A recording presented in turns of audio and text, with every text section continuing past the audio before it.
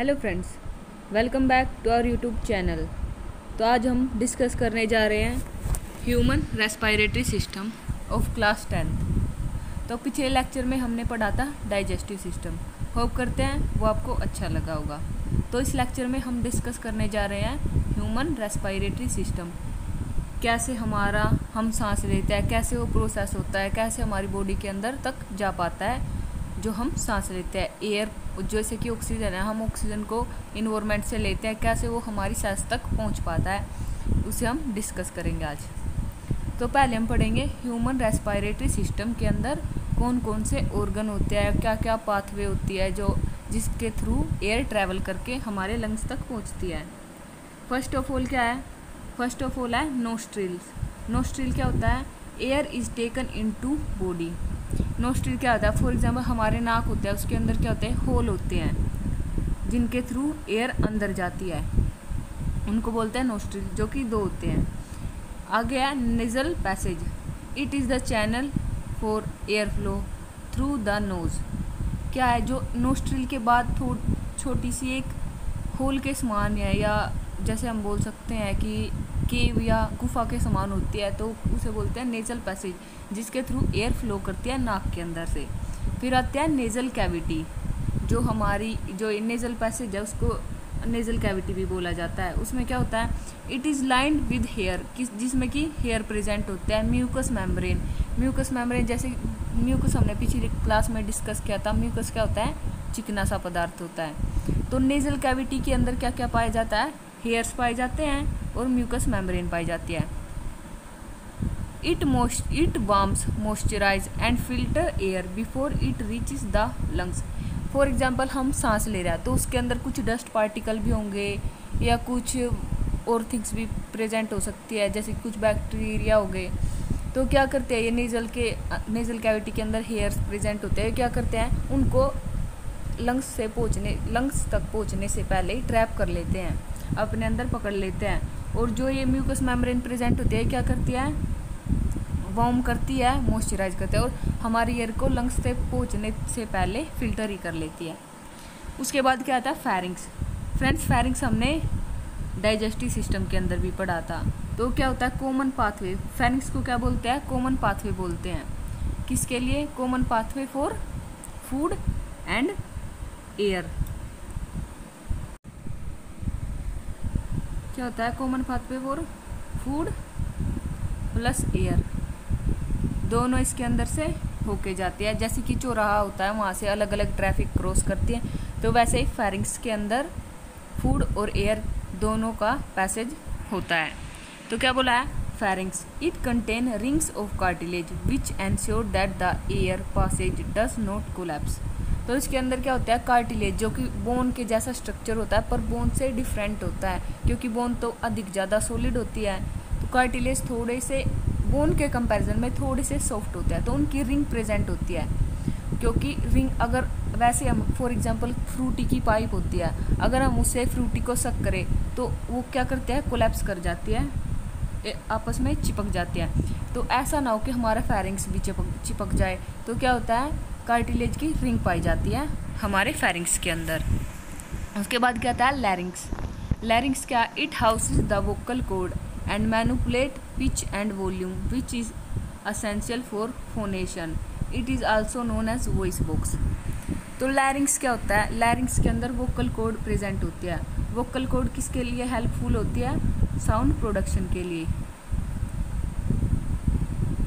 Sound production के लिए helpful होती है। अब जैसे हम बोल पा रहे हैं या आप सुन पा रहे हैं, तो क्या हम जब बोलते हैं तो एयर लैरिंग्स से पास होती है और जो वोकल कॉर्ड प्रेजेंट होते हैं उनमें कंपन होती है। तो फॉर एग्जांपल ये वोकल कॉर्ड है, तो इनके अंदर क्या है? कंपन होनी चालू हो जाती है, तो ये हिलने लग जाते हैं, जिसके कारण हमारी साउंड प्रोड्यूस होती है। नेक्स्ट क्या है? ट्रैकिया। ट्रैकिया क्या है? Pharynx split into trachea and oesophagus. तो हमें पता है फेरिंग्स कॉमन पाथवे है, तो फेरिंग्स दो जगह टूटता है।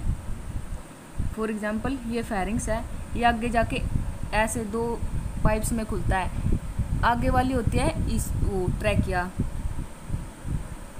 पीछे वाली है ईसोफेगस। तो क्या है, firing split into trachea and oesophagus. It connect the larynx और voice box to bronchi of the lungs.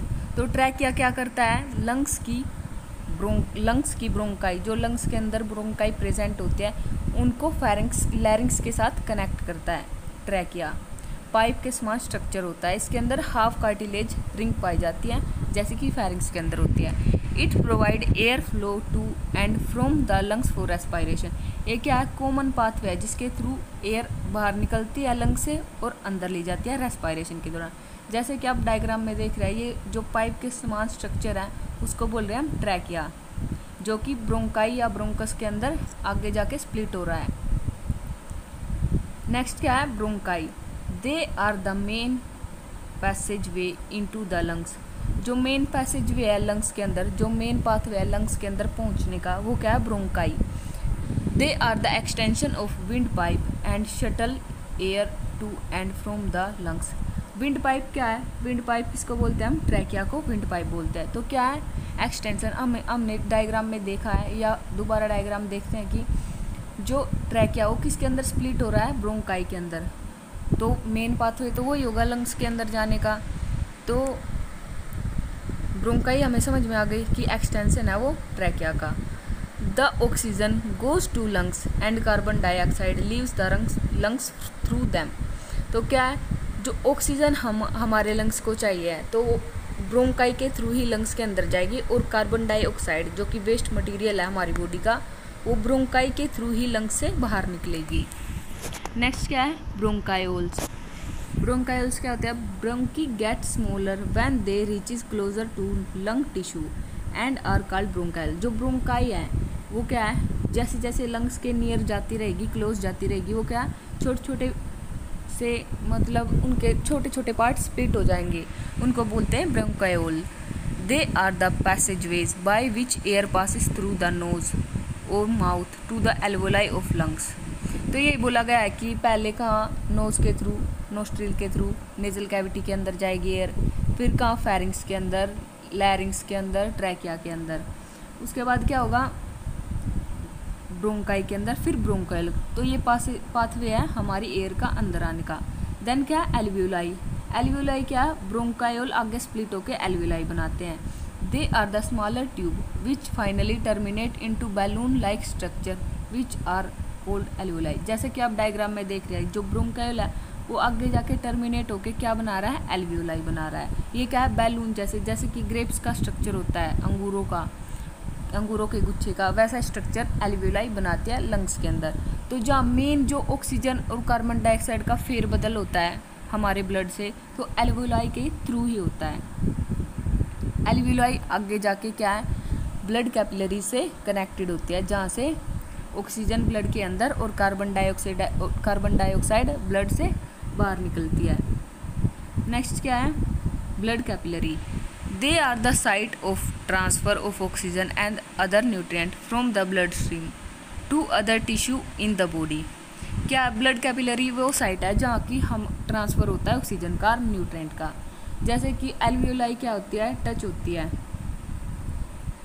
For example ये कोई एल्वियोलाई हमने देखी, कैसी अंगूर के समान दिख रही है हमको, इससे क्या ब्लड की कैपिलरी निकलेगी।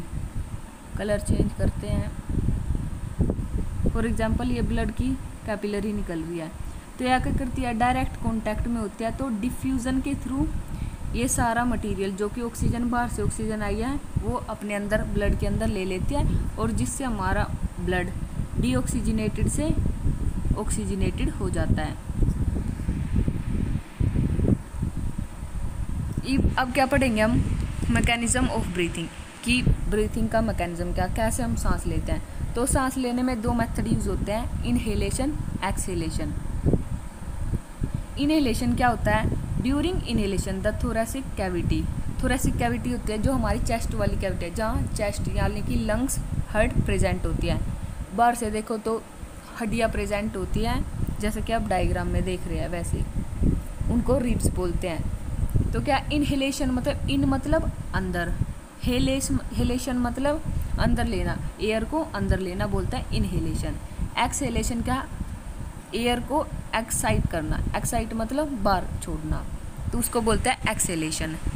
During inhalation the thoracic cavity expand. जैसा कि आप डायग्राम में देख रहे हैं, जो मैं क्या इसमें इनहेलेशन में होता है कि कैविटी क्या होती है, साइज अपना इंक्रीज कर लेती है। साइज इंक्रीज करेगा, उसकी वॉल्यूम इंक्रीज होगी तो प्रेशर क्या हो जाएगा, डिक्रीज।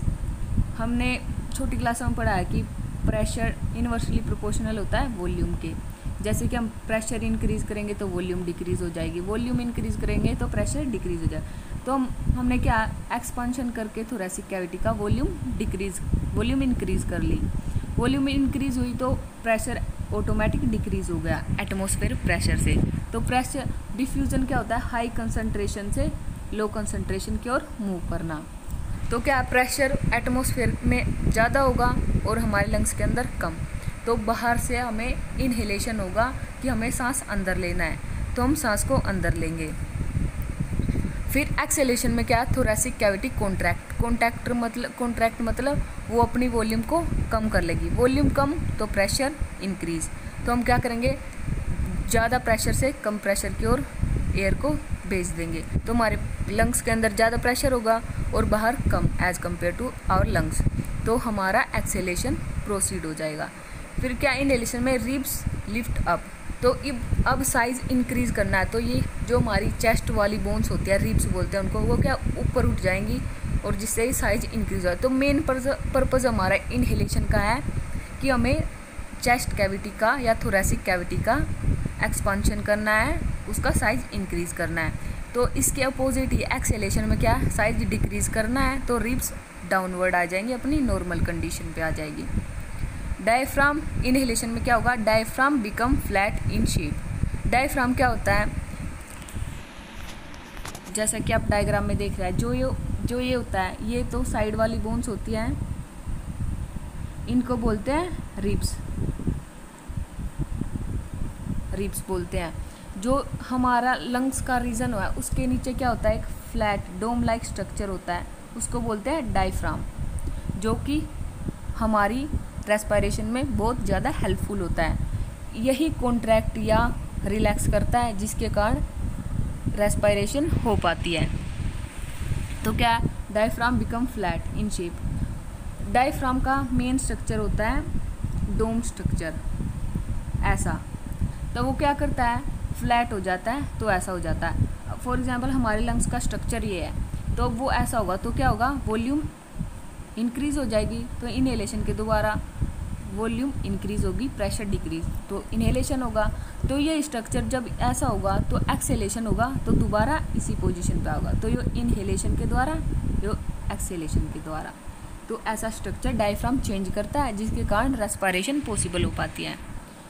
तो मेन जो फोकस है वो इस लाइन पे होगा कि volume of lungs increases and air enter the lungs. तो फ्रेंड्स, ये रिलेशन हमें हमेशा याद होना चाहिए कि प्रेशर और वॉल्यूम अपने इन्वर्सली प्रोपोर्शनल में रहते हैं, कि अगर प्रेशर इंक्रीज होगा तो वॉल्यूम डिक्रीज होगी। तो यही कंसेप्ट है जो कि फिजिक्स का कंसेप्ट है, बायो में यूज़ होता है। तो क्या एक्सेलेशन में क्या हो जाएगा, volume of lungs decreases and air exit from the lungs. तो क्या वॉल्यूम डिक्रीज हो जाएगी तो प्रेशर इंक्रीज हो जाएगा, तो और एयर जो हमारे लंग्स के अंदर प्रेजेंट होगी वो बाहर निकल जाएगी, जैसा कि आप डायग्राम में देख रहे हैं। फर्स्ट डायग्राम है जो ये वाला, इसमें क्या है, इनहेलेशन के बारे में बताया है। इनहेलेशन में क्या है, डायफ्राम एक्सपांड कर रहा है, नीचे आ रहा है अपनी फ्लैट स्ट्रक्चर में, और क्या है, एयर अंदर आ रही है, तो लंग का एक्सपांशन हो रहा है, रिब्स ऊपर उठ चुकी हैं, लिफ्ट अप हो चुकी हैं, तो क्या बाहर से एयर आ रही है। अगर हम इसका अपोजिट एक्सेलेशन में देखें तो उसमें क्या, डायफ्राम अपनी पोजीशन पे वापस जा रहा है, और उसकी वजह से कैविटी कम हो जाएगी लंग्स की, और एयर वापस बाहर चली जाएगी। तो होप करते हैं आपको मैकेनिज्म समझ आई होगी। अगर फिर भी कोई डाउट है तो कमेंट सेक्शन में ज़रूर डालिएगा। फिर क्या, exchange of gases between alveoli, blood and tissue. अब हमने ये तो पढ़ लिया कि एयर अंदर कैसे आई, एल्वियोलाई जो टर्मिनल पार्ट होता है वहाँ तक कैसे आई। तो अब पढ़ते हैं कि एक्सचेंज कैसे होता है गैसेस का। क्या, एयर रिच इन O2, जो हम इनहेल करते हैं जिस एयर को, उसके अंदर क्या होता है, ऑक्सीजन रिच एयर होती है। Rich is blood which combine with haemoglobin in RBC and O2 is released in alveoli tissue through blood vessels. अब हम पहले थोड़ी देर पहले पढ़ा था कि एल्वियोलाई और ब्लड कैपिलरी डायरेक्ट कांटेक्ट में होती है, जिसके कारण वो O2 का एक्सचेंज कर लेती है। O2 क्या अपने हाई प्रेशर से अपने लो प्रेशर के अंदर जाएगी, क्योंकि O2 का हाई प्रेशर कहाँ था, लंग्स के अंदर था। हाई कंसंट्रेशन O2 की लंग्स के अंदर थी, तो वहाँ से ब्लड के अंदर गई।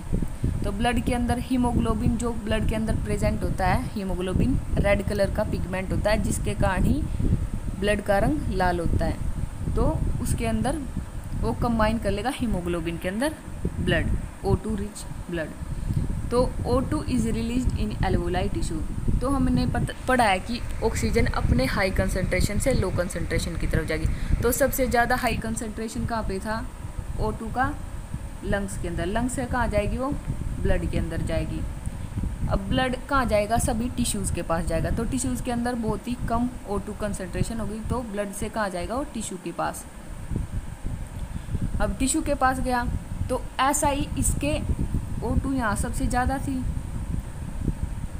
फिर कहाँ गई, ब्लड के अंदर, तो उसकी वॉल्यूम थोड़ी कम हो गई।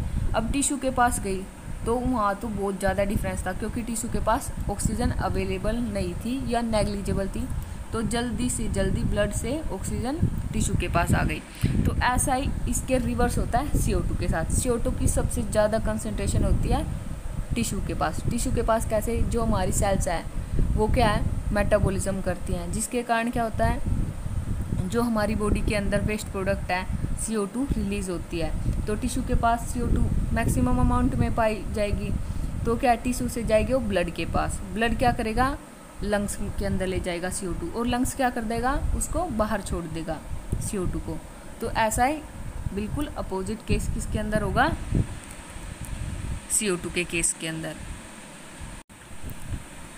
सो फ्रेंड्स, एक बार दोबारा हम क्या करते हैं, क्विक रिकैप लेते हैं। तो फर्स्ट ऑफ ऑल क्या है, नोज़ के अंदर ऑक्सीजन आई, माने कि एयर आई। नोज़ के बाद क्या है, नेज़ल कैविटी में आई, नेज़ल कैविटी। नेज़ल कैविटी के बाद किसके अंदर गई, फेरिंग्स के अंदर। फेरिंग्स से कहाँ गई, लैरिंग्स के अंदर। लैरिंग्स से ट्रैकिया, ट्रैकिया से ब्रोंकाई, ब्रोंकाई से छोटे छोटे ब्रोंकायोल्स, ब्रोंकायोल से एल्वियोलाई, एल्वियोलाई से कहाँ गया, ब्लड कैपिलरी के अंदर, जहाँ की ऑक्सीजन का एक्सचेंज हुआ। ब्लड कैपिलरी कहाँ लेके गई उसको, मेजर ब्लड वेसल्स के अंदर, जहाँ वो हीमोग्लोबिन से कंबाइन हो पाई ऑक्सीजन। फिर क्या, टिश्यू के अंदर। तो होप करते हैं आपको लेक्चर अच्छा लगा होगा। अगर वीडियो अच्छी लगी तो लाइक कीजिए और हमारे चैनल को सब्सक्राइब कीजिए। Thank you.